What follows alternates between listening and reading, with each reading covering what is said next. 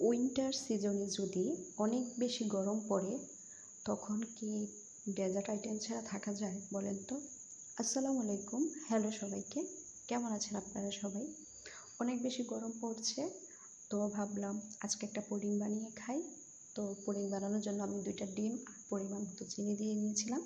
তো ডিম আর চিনিটা আমি খুব ভালোভাবে মিক্স করে নিচ্ছি। যতক্ষণ না চিনিটা ভালোভাবে মিক্স হবে ততক্ষণ আমি এটা ভালো করে নাড়িয়ে যাব।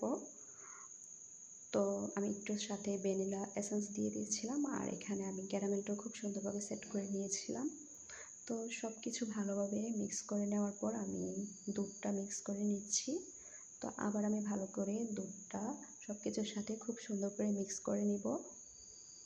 আর এই তো হয়ে গেল আমার মজার পুডিং, গরমের আরাম। পুডিংটা দেখতে যেমন সুন্দর হয়েছে, খেতেও মাশাআল্লাহ অনেক বেশি মজার হয়েছিল। তো আপনাদের কাছে কেমন লেগেছে পুডিংটা অবশ্যই কমেন্টস করে জানাবেন। আর আপনারাও বাসায় ট্রাই করবেন যে গরম পড়ে বাবা। আল্লাহ হাফেজ।